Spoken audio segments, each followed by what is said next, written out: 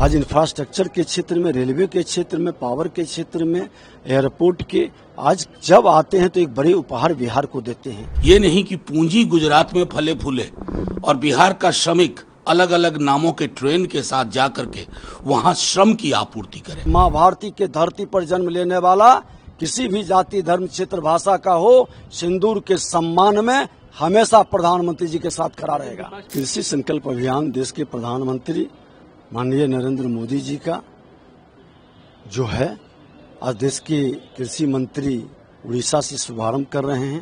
पूरे देश में यह संकल्प हर प्रखंड स्तर पर किसानों के बीच उसके शंका समाधान के साथ साथ उसके उत्थान कल्याण संवाद का कार्यक्रम होगा और बिहार में आज शुरू किया गया है।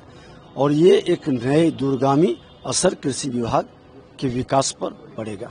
पीएम आज 2 दिवसीय दौरे पर बिहार आ रहे हैं, कई योजनाओं को शुभारंभ करेगा, रोड शो भी पटना में। आज लगभग 50,000 करोड़ से ज्यादा का आज इंफ्रास्ट्रक्चर के क्षेत्र में, रेलवे के क्षेत्र में, पावर के क्षेत्र में, एयरपोर्ट के, आज जब आते हैं तो एक बड़े उपहार बिहार को देते हैं।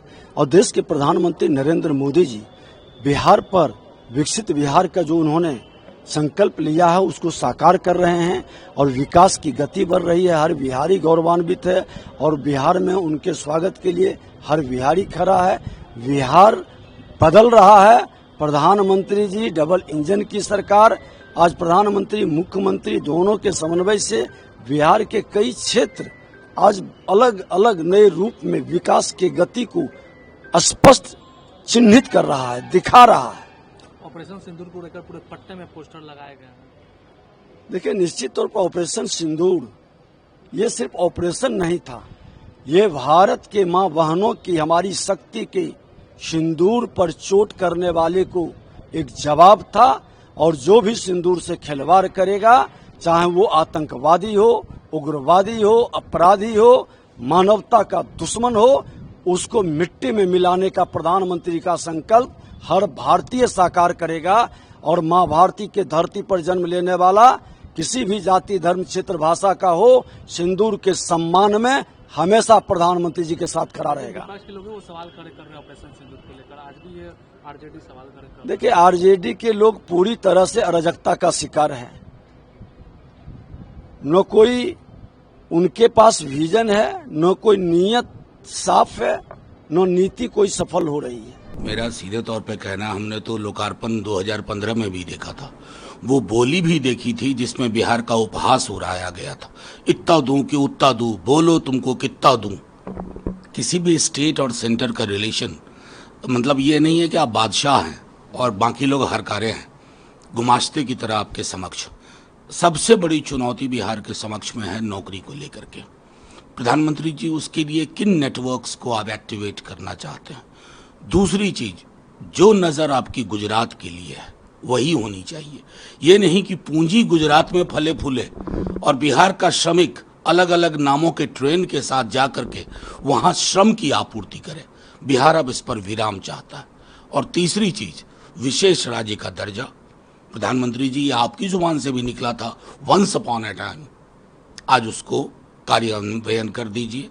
और आखिरी चीज, जब तेजस्वी जी सरकार में थे तो आरक्षण का जो दायरा बढ़ा था ना, उसको निकालिए कोर्ट कचहरी से, उसको 9वीं अनुसूची में डालिए। बिहार की ये प्राथमिकताएं हैं। अगर इन प्राथमिकताओं के मद्देनजर आप आते हैं, बोलते हैं, बड़ी अच्छी। शशि थरूर वर्सेस कांग्रेस का लीडर क्या चला? शशि थरूर के बारे में आप बुद्धि करें कि उनको भेजा गया था पाकिस्तान पे अटैक करने के लिए, वो कांग्रेस की गोल्डन एरा को इरेज कर। नहीं, देखिए, मैं वो सब उसमें जाना नहीं चाहता। ये कांग्रेस और बीजेपी दो व्यक्तियों का भी मसला हो सकता है और दो व्यक्तियों के मसले पर टिप्पणी करना उचित नहीं होगा। लेकिन मेरा ये जरूर मानना है कि कुछ चीजें, चाहे सरकार कांग्रेस की हो या बीजेपी की हो, उसको फोर्सेस की ब्रीफिंग के लिए छोड़ना चाहिए। हम कहाँ गए, कहाँ तक पहुंचे, ये इंटरनेशनल फोरम पे डिस्कस करने वाली चीज नहीं है। हमने जो खूबसूरत चीजें कमाई थी सिंदूर के, ऑपरेशन सिंदूर के पश्चात जो ब्रीफिंग हुई थी, चाहे एमईए के साथ फोर्सेस की, व्योमिका जी की या सोफिया कुरैशी जी की, उस पर पानी डालने की कोशिश कहीं से भी हो, कोई भी हो, बड़ा से बड़ा रसूखदार हो, सत्ता में बैठा हुआ या विपक्ष में, उससे बचना चाहिए। ये लगातार हेमंत शर्मा, गौरव गोगोई पर हमला हुआ, उनको बहुत एक्सप्लेनेशन चाहिए कि पाकिस्तान गए, क्या किए। नहीं, मैं बताऊंगा, वो तो कभी अगर इसी तरह बात कर रहे हैं तो प्रधानमंत्री जी से भी पूछ लेंगे कि बिना सूचना के आप उस दिन क्यों चले गए थे नवाज शरीफ साहब के बर्थडे को। ये तो अपने अंदर की प्रवृत्ति है। हालांकि अब इसका फैसला असम की जनता ही करेगी, कोई न्यायालय इसका फैसला नहीं कर पाएगी। ये दो ऐसे अहम की लड़ाई है जो दो विपरीत ध्रुवों पे खड़ी है। भूपेश बघेल कहते हैं कि आतंकवाद, नक्सल से सबसे ज्यादा अगर किसी को घटा हुआ तो कांग्रेस को फायदा भी है। देखिए, मैं फायदा नुकसान के इस पर, आतंकवाद या नक्सलवाद पे मैं नहीं जाना चाहता। ये मैं समझता हूँ कि किसी के लिए भी असहज करने वाली चीज होती है। आतंक से नुकसान देश का होता है, वामपंथी उग्रवाद जिसे नक्सलवाद कहते हैं उससे देश का होता है, दक्षिणपंथी उग्रवाद जिसकी चर्चा इन दिनों नहीं होती है उससे भी देश का नुकसान होता है। और किसी भी चीज़ से देश का अगर नुकसान हो तो उसको नफ़ा नुकसान के चश्मे से अगर देखेंगे तो देश को और नुकसान होता है, इस अतिरिक्त से किसी को। उमर अब्दुल्ला कहते हैं कि जो पर्यटक आते हैं उनकी सुरक्षा मेरी जिम्मेदारी है, पर्यटन की सुरक्षा मेरी जिम्मेदारी है, लेकिन और लोग भी हैं जो सेंटर उनको भी। नहीं, देखिए, अभी तक अगर मैं वहाँ के राज्य का स्वरूप देखूँ तो पूर्ण राज्य नहीं है। जिस चीज़ से स्ट्रगल दिल्ली की सरकार करती थी, आम आदमी पार्टी की, कमोबेश वही परिस्थितियाँ वहाँ हैं। जैसे बैसरन घाटी वाली जो घटना हुई, ये इस मौके पर जिन्होंने अपने परिवार के लोग खोए, उनका कहना था कि सिक्योरिटी के नाम पे कुछ नहीं था। तो मैं समझता हूँ कि केंद्र को अब कई चीज़ें जो अभी तक समेट के रखा हुआ था उस पर खुले मन से बात करें और ये राज्य बनाम केंद्र ना हो, नागरिकों की सुरक्षा ही केंद्र में हो।